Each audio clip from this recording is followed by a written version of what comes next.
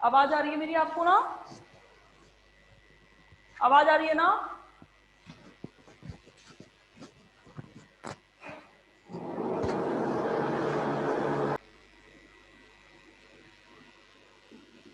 Valence bond theory जिसे कहते हो बीबीटी। थोड़ा बहुत तो आप लोग पढ़ के आए ही हैं। थोड़ा बहुत क्या, बहुत कुछ पढ़ लिया था। कहाँ पे पढ़ा था ध्यान होगा। फर्स्ट ईयर की फर्स्ट यूनिट के अंदर जब आप पढ़ते थे तब आपने बीबीटी के बारे में पढ़ा है, जहां आप H2 अणु के बनने की व्याख्या करते थे। कुछ ध्यान है? थोड़ा बहुत ध्यान है? थोड़ा बहुत ध्यान है?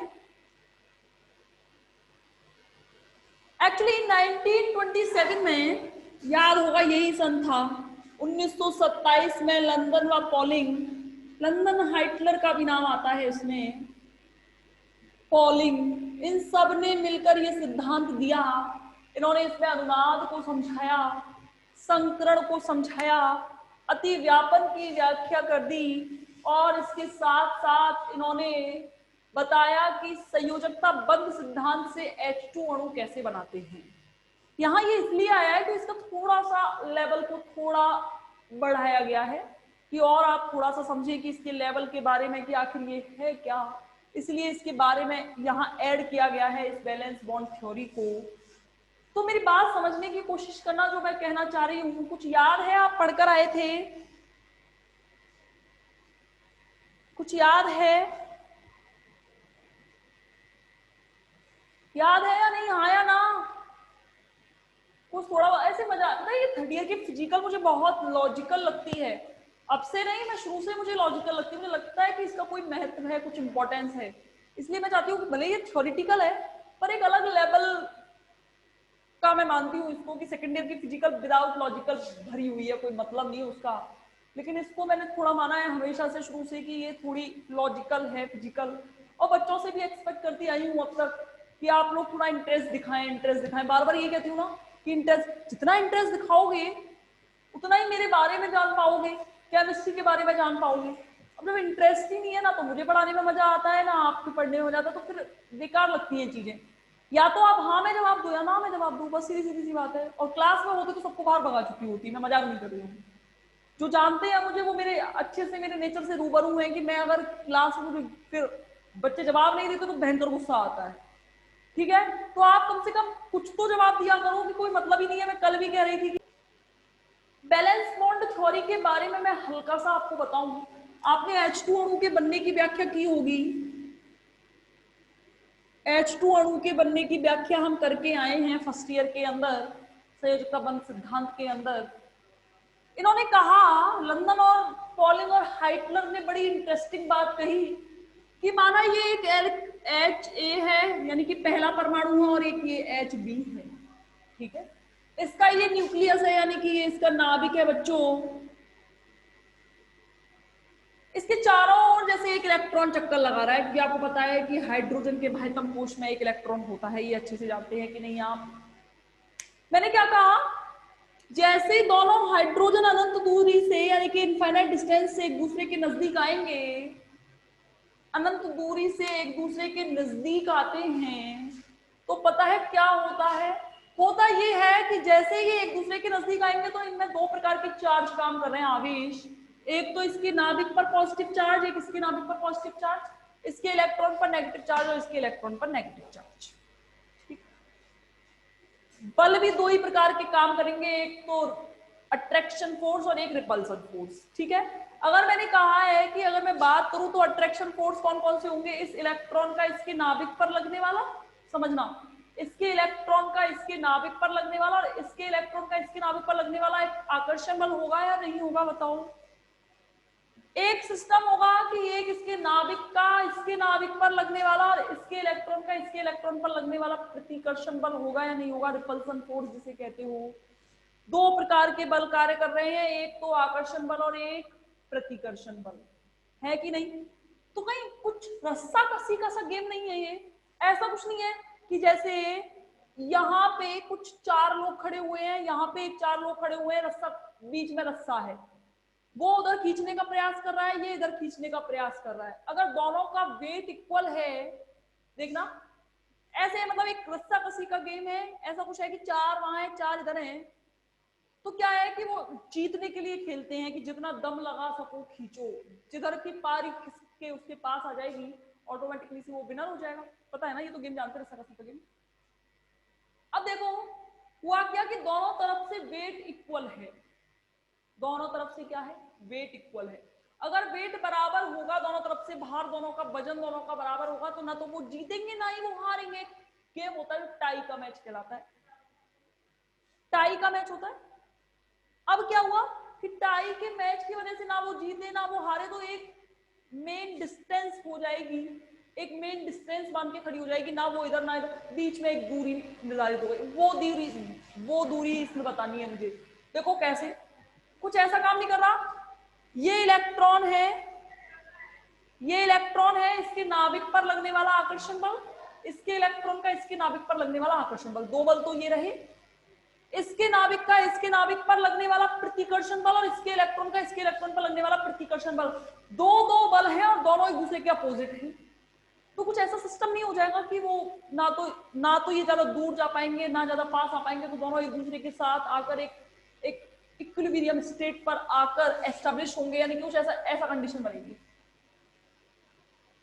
ये जो इनके बीच में जो होता है ये कहलाता है बॉन्ड, जिसे कहते हो आप सिग्मा बंध। इसकी व्याख्या हम करके आए हैं, इसके बारे में हम जानते हैं कि हम ये पढ़कर आए हैं फर्स्ट ईयर के अंदर। अब देखना, तो इसके बारे में लंदन पॉलिन हाइटलर ने कुछ कंसेप्ट दिए, जिसने कहा कि प्रत्येक बंधित परमाणु की अपनी अलग से पहचान होती है। ध्यान रखना, पहला पॉइंट क्या है, यानी कि ध्यान रखना, मेरे कहने का मतलब अगर HA और HB एक दूसरे के साथ कनेक्ट हो रहे हैं तो संयोजकता बंध सिद्धांत के अंदर इसकी अलग पहचान है, इसकी अलग पहचान है। ऐसा नहीं हो सकता ये मिक्स हो जाए, ऐसा बिल्कुल नहीं होगा ये मिक्स हो जाए, इनकी एक अलग से पहचान रहेगी कि नहीं रहेगी। तो ये इसका पहला पॉइंट था। सेकंड पॉइंट में कहा उन्होंने, जैसे संयोजकता बंध सिद्धांत में जो बाह्यतम कोश के इलेक्ट्रॉन होते हैं ना, ध्यान से समझते चलना, बाह्यतम कोश के इलेक्ट्रॉन होते हैं केवल वही भाग लेते हैं, बंध बनाने में केवल वही भाग लेते हैं, बाकी आंतरिक इलेक्ट्रॉनों का इसमें कोई योगदान नहीं होता। मैंने क्या बोला, ऑब्वियस सी बात है, इसका एक इलेक्ट्रॉन इसका एक इलेक्ट्रॉन आपस में, मान लो कार्बन है, माना कार्बन और कार्बन के बीच में बॉन्ड बना रहे हो, सोचने की कोशिश करना क्या कह रही हूं मैं। इसका इलेक्ट्रॉनिक कॉन्फ़िगरेशन क्या, 1s2 2s2 2p2, इसका भी सेम। इनसे कोई मतलब है क्या, बॉन्ड कब बनता है, जब इसके दो और इस कार्बन के दो आपस में इलेक्ट्रॉन साझा होंगे तभी तो बनता है। अंदर के इलेक्ट्रॉनों से क्या कोई मतलब है, नहीं है ना। तो कहने का मतलब क्या है कि संयोजकता बंध सिद्धांत के अंदर केवल और केवल संयोजकता कोश के इलेक्ट्रॉन, इसे बैलेंस शेल कहते हैं, जो बाहर के इलेक्ट्रॉन होते हैं, बैलेंस शेल के इलेक्ट्रॉन भाग लेते हैं, बाकी किसी चीज के इलेक्ट्रॉन भाग नहीं लेते, इनसे कोई मतलब नहीं होता है। नेक्स्ट पॉइंट है वो है, ये तो बॉन्ड बनने से पहले की बात है। क्या है, बॉन्ड बनने से पहले की बात है कि इन दोनों की अलग से पहचान रहेगी, लेकिन जैसे ही ये ओवरलैप हो जाएंगे, जैसे ही ये अतिव्यापित होंगे, ये अपनी पहचान खो देते हैं। यानी कि हमें नहीं पता कि किसका इलेक्ट्रॉन किसके पास है, किसका नाभिक किसके पास है, ये आपस में एक दूसरे से मिक्स हो गए हैं। और मिक्स होंगे तो ये मतलब कहने का संयोजकता बंध सिद्धांत में क्या है, बंध बनाने से पहले दोनों की अलग पहचान है, ये बंध बनाने वाले परमाणु हैं, दोनों की अलग पहचान है, लेकिन बंध बनने के बाद ये अपनी पहचान क्या करेंगे, खो देंगे। यानी कि बंध बनने के बाद दोनों परमाणु अपनी पहचान क्या कर देते हैं, खो देते हैं, यानी कि इनकी कोई महत्व नहीं होता। अब देखना, जैसे जो इलेक्ट्रॉन होते हैं उनकी बंध बनाने में अदला बदली होती है। यानी कि कैसे, कहने का मतलब मेरा क्या है कि मानो इसका इलेक्ट्रॉन है, मानो इसका इलेक्ट्रॉन है, जैसे बॉन्ड बनेगा इसका इलेक्ट्रॉन इसके पास आएगा और इसका इलेक्ट्रॉन इसके पास आएगा। मे बी पॉसिबल इसका इलेक्ट्रॉन खुद के पास भी रहे और खुद के पास भी रहे। यानी कि पहले अपना सामान अपने पास रखो, और अगर जरूरत हो, अरे बॉन्ड कब बनता है, आप किसी के साथ दोस्ती कब रखते हो, आप किसी के साथ दोस्ती कब रखते हो, आप किसी के साथ दोस्ती तब रखते हो या तो आपका उससे कोई मतलब है, ऑब्वियस सी बात है, आपको कोई मतलब है तभी तो दोस्ती रख रहे हो किसी के साथ। यानी कि या तो आपके उसके दिल के तार जुड़ गए हैं भाई, तुम्हें उसकी बातें बहुत अच्छी लग रही हैं, तुम लोग उसके साथ इंटरेस्ट के साथ बात कर लो, आपको मजा आ रहा है बात करने में, आपको बॉन्ड बन रहा है, और बॉन्ड कब बनेगा? बॉन्ड तब बनेगा जब जब उनके बीच में अदला बदली हो किसी चीज की। ऑब्वियस सी बात है, आज अपने अपने माँ पे भी डिपेंडेंट होना तो इसलिए कि खाना बना के दे देती है, वहां भी अदला बदली हो रही है। जो भी चीज होगी वो सबकी एक्सचेंज जब होगा बॉन्ड बनेगा। और ऐसा नहीं है जब एक्सचेंज हो जाता है तो संयुक्त बल सिद्धांत कहता है कि अदला बदली में इलेक्ट्रॉन अपनी पहचान खो देंगे, और इलेक्ट्रॉन पहचान खो देंगे तो इलेक्ट्रॉन्स की अदला बदली क्या हो सकती है? आराम आराम से हो सकती है। तो जिससे बंध का क्या बढ़ेगा? स्टेबलाइजेशन बढ़ेगा, बंध का स्थायित्व बढ़ेगा। ये थे संयुक्त बंध सिद्धांत के कंसेप्ट। आए समझ में या नहीं बताओ? हाँ या ना? मुझे एक बार में जवाब दिया करो, आए या नहीं? कुछ समझ आया? मैं बोलते बोलते मैं भी थक गई भाई, बताओ आया नहीं? ऐसा कोई स्टूडेंट है जिनको कोई दिक्कत है? अरे नोट्स में सब लिखा हुआ है, टेंशन लेने की जरूरत नहीं है, सब लिख रहा है, बहुत सिंपल लैंग्वेज में लिख रहा है, सिंपल परिभाषा में लिख रहा है। अब देखना, ये जो सिद्धांत है ये निम्न दो प्रमेय पर डिपेंडेंट है। ये थ्योरम याद रखनी रहेगी आपको। पहली पे देखो, ध्यान से समझना मेरी बात, जो थ्योरम मैं आपको समझा रही हूं उसे ध्यान से विचार करके समझना मैं जो क्या कह रही हूं। देखो, देखना ध्यान से।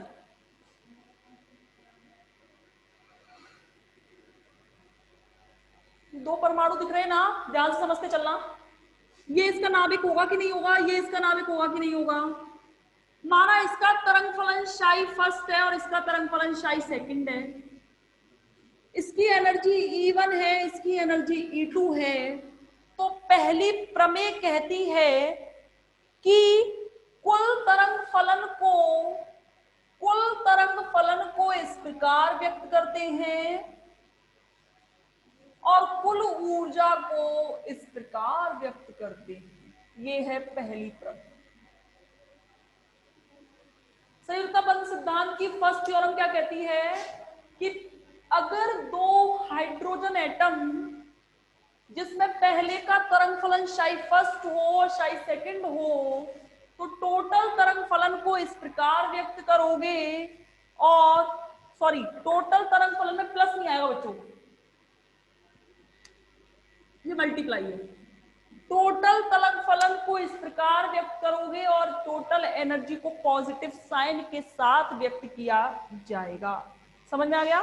समझ में आ गया? सेकंड थ्योरम क्या कहती है? ये याद रखने रहेंगे फॉर्मूले, ठीक है ना? ये याद रखने के लिए रहेंगे, आप लोग याद रख के रखेंगे इन्हें पेपर में लिखने के लिए। सेकंड थ्योरम कहती है कि अगर बहुत सारे एटम हैं और आपस में जुड़कर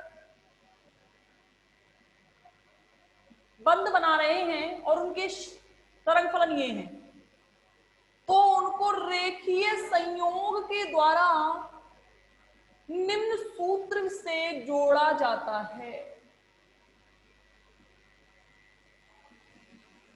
जितने भी हो एक्स वाई जेड, जहां एन नंबर ऑफ एन जो है वो नंबर ऑफ एटम्स रहेगी, जितने एटम होंगे उस हिसाब से आप उसको क्या कर सकते हैं, इसे प्रसामान्यीकृत नियतांक कहते हैं। ये क्या कहलाता है? नॉर्मलाइज्ड कांस्टेंट कहलाता है। इसे नॉर्मलाइज्ड कांस्टेंट कहते हैं। ये क्या है? और C1 C2 क्या है? स्थायित्व गुणांक है। और शाई फर्स्ट शाई सेकंड क्या है? फर्स्ट सेकंड थर्ड जितने भी एटम है उन सब की तरंग फलन के नाम से जाने जाते हैं। आया या नहीं आया बताओ समझ में? यहां तक कोई दिक्कत है? यहां तक कोई दिक्कत है? बताओ आ गया कि नहीं आया समझ में? हाँ यार, कुछ नहीं है, ये दो थ्योरम याद रखना बस, दोनों थ्योरम। अब बताती हूँ पेपर में क्या आता है वो देखना। पेपर में आता है भाई एमओटी व बीवीटी की तुलना। ये लिख लेना, ये एग्जाम पॉइंट ऑफ व्यू से, एक competition exam point of view से, चाहे जो भी हो, comparison between MOT and BVT. बहुत सिंपल सा है साहब। समानताएं और असमानताएं दोनों ही देखनी होंगी हमें। क्या देखनी होंगी? दोनों ही देखनी होंगी।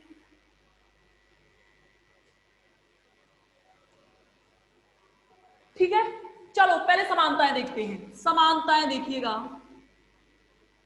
बता सकते हो एक दो समानताएं? एक दो समानताएं बता सकते हो? एक दो समानताएं बता सकते हो? बताओ। अच्छा, सहसंयोजक बंध, सॉरी, संयोजकता बंध किसकी व्याख्या करता है? कौन से बंध की व्याख्या करता है? संयोजकता बंध कौन से बंध की व्याख्या करता है? बीवीटी कौन से बंध की व्याख्या करता है? बताओ बताओ। संयोजकता बंध सिद्धांत कौन से बंध की व्याख्या करता है साहब? बहुत गरीब हो रे भाई, बहुत ज्यादा गरीब हो। खत्म होने पे आ गई। खत्म होने पे क्या, ये बीवीटी खत्म हो गई, जिंदगी में कभी नहीं पढ़ोगे इसे। Sigma, sigma bond. ये सिग्मा बॉन्ड तो टाइप्स ऑफ ऐसे सिग्मा और पाई बॉन्ड है। सिग्मा पाई की व्याख्या थोड़ी करता है भाई। और सिग्मा बंध को अगर मैं केमिस्ट्री की भाषा में पूछूं तो, अरे भाई गरीब बच्चों, सह संयोजक बंध की व्याख्या करता है। अरे वो बंध जो संयोजकता बंध सिद्धांत के द्वारा, जिनमें दोनों परमाणु के इलेक्ट्रॉन आपस में बराबर रूप से साझा होते हैं, वो बंध सहसंयोजक बंध कहलाता है। तो दोनों ही, ध्यान रखना समानता क्या है, पहली समानता यही है बच्चों कि एमओटी हो चाहे बीबीटी हो, दोनों ही सहसंयोजक बंध की व्याख्या करते हैं। दोनों ही सहसंयोजक बंध की व्याख्या करते हैं, ध्यान रखना। सेकंड, दोनों में ही अतिव्यापन होगा और दोनों में ही अतिव्यापन के द्वारा सहसंयोजक बंध का निर्माण होगा। थर्ड, देखो पहला क्या, दोनों ही सहसंयोजक यानी कोवेलेंट बॉन्ड, कोवेलेंट बॉन्ड की व्याख्या करते हैं और दोनों में ही अतिव्यापन के द्वारा सहसंयोजक बंध का निर्माण होता है, चाहे वो एमओटी हो चाहे बीबीटी हो। और बता सकते हो? और बता सकते हो? ध्यान रखना। अच्छा एक बात बताओ मुझे, एक बात बताना, H2 की व्याख्या आप एमओटी से भी कर पाए और बीबीटी से भी कर पाए। ध्यान है ना, H2 की व्याख्या एमओटी से भी कैसे की थी? बॉन्ड क्या बना के आणविक कक्षक आरेख बनाते थे ना, डब्बे डब्बे डब्बे डब्बे डब्बे। तो वहां पे देखो H2 का एग्जांपल पढ़ा आपने, C2 का एग्जांपल पढ़ा, O2 का एग्जांपल पढ़ा। यहां भी दोनों में आप इसमें क्या, मेरे खैर ये अलग बात है कि संयुक्त बंध सिद्धांत केवल H2 की व्याख्या कर पाया, इसके अलावा उसने और किसी की व्याख्या की नहीं, क्योंकि बहुत टफ हो गया एक्चुअली। लेकिन क्या हुआ कि आपने देखा, अच्छा दो हाइड्रोजन की सममिति डिफरेंट हो सकती है क्या? दो हाइड्रोजन मैंने ले लिए, दोनों की सममिति डिफरेंस हो सकती है क्या? हो सकती है क्या? दोनों की सममिति डिफरेंट हो सकती है क्या? हाँ,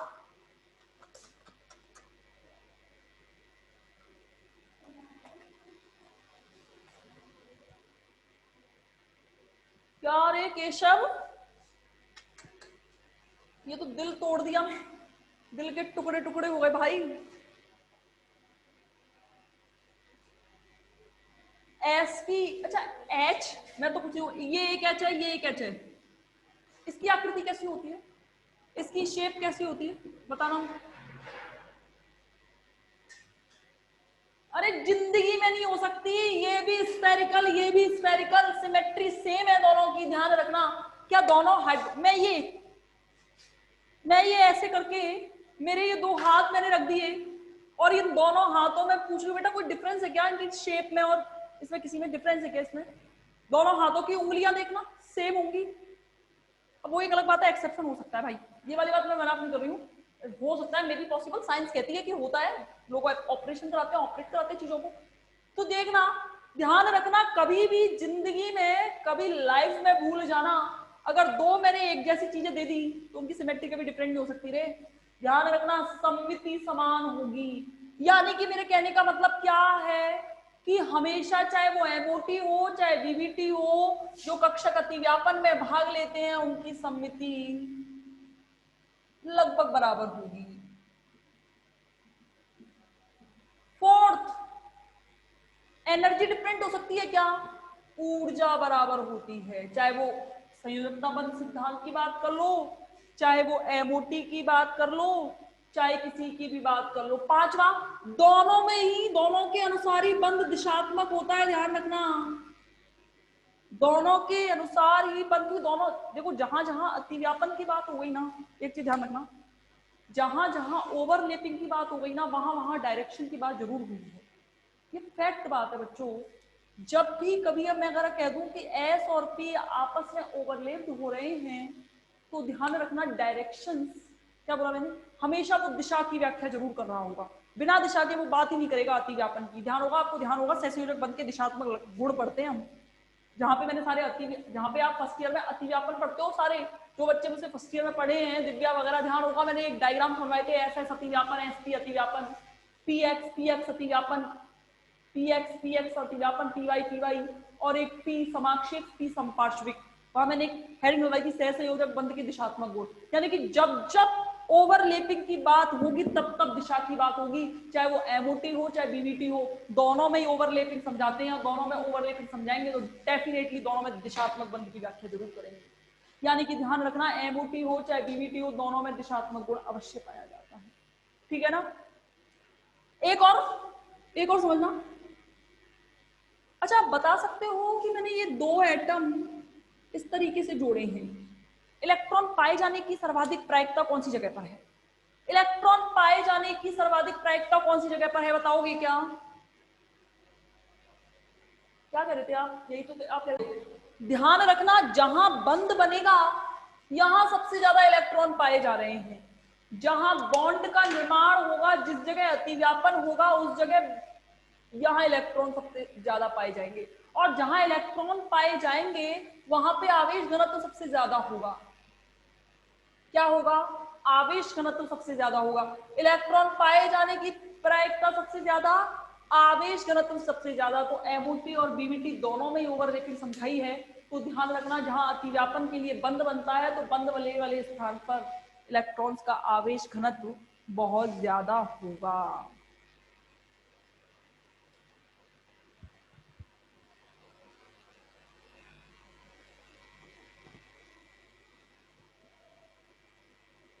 हाँ, आ गई समानताएं सभी समझ में? 6 समानताएं हैं, 6 आप पेपर में लिखकर आनी होंगी आपको, जब भी वो कंपैरिजन पूछेगा कि एमओटी और बीवीटी में समानताएं, वो मतलब पूछेगा अंतर बताओ।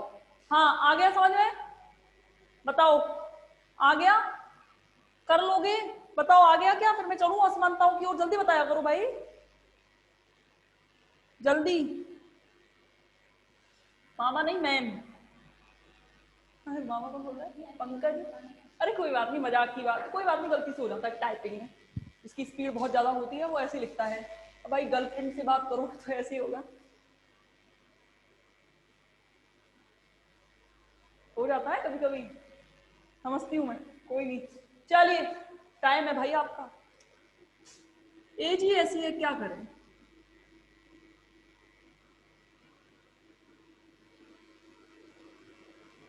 असमानताएं, अच्छा देखो, ध्यान से समझने की कोशिश करना, इसी के साथ ये चैप्टर की मतलब यूनिट की एंडिंग हो जाएगी। या ध्यान से देखो, असमानता मतलब पहली असमानता देखो, फर्स्ट की बात करी होगी मैं।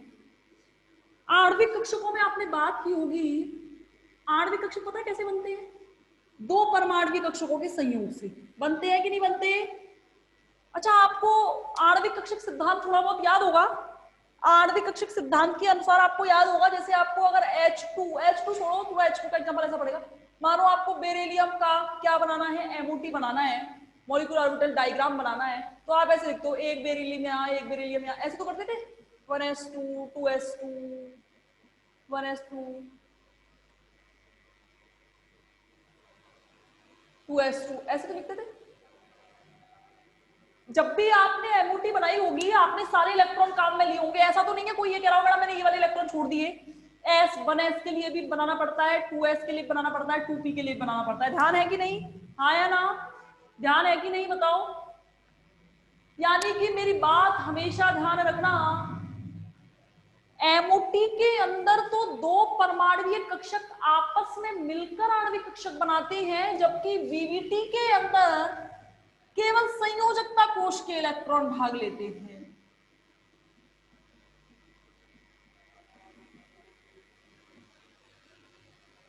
यानी कि ये तो अंदर तक घुस जाएगा, यानी कि अंदर तक की व्याख्या कर देगा किसी भी चीज के बारे में, लेकिन ये सिर्फ बाहर बाहर से जान लेगा किसी के फिजिकली, यानी कि मैं यहाँ खड़ी हूँ, आप मुझे देखकर से पता लगा पा रहे हो ये मैडम कैसी हैं, ये मैडम वैसी हैं, ये मैडम जैसी हैं तैसी हैं, ऐसे दिमाग में विचार चलता रहता होगा। ये केवल आप संयोजकता बंद की व्याख्या कर रहे हो, ध्यान रखना। लेकिन मेरे घर वाले हैं, मेरे दोस्त हैं जो मुझे बहुत अच्छे से जानते हैं, वो मेरे साथ एमओटी खेल रहे हैं भाई, ध्यान रखना। वो मुझे पूरा इंटरनली जानते हैं, मेरे मन के बारे में, मेरे दिमाग के बारे में, मैं कैसी हूँ, मैं क्या हूँ, क्या है, कहाँ रहती हूँ, क्या खाती हूँ, कब जाती हूँ, कब उठती हूँ, कब ना, सब चीज जिसको पता हो।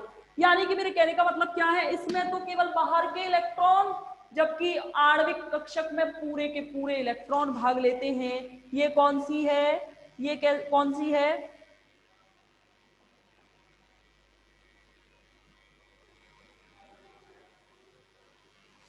ठीक है। अब देखना, ये तो रहे, कितने बता दिए मैंने। नेक्स्ट देखो, नेक्स्ट में क्या है, आणविक कक्षक ऑब्वियस सी बात है बहुकेंद्रिक होंगे कि नहीं होंगे, आपको ध्यान होगा, ये तो मोनोसेंटर्ड, और संयुक्ता बंध सिद्धांत में केवल एक केंद्र बन जाता है, एक केंद्रिक होता है। ये तो क्या होता है, आणविक कक्षक सिद्धांत में बहुकेंद्रिक, जबकि बीबीटी के अंदर क्या होता है, एक केंद्रिक पाया जाता है। क्या होता है, एक केंद्रिक होती है। अब देखना तीसरा, ज्वाइन कर लो फिर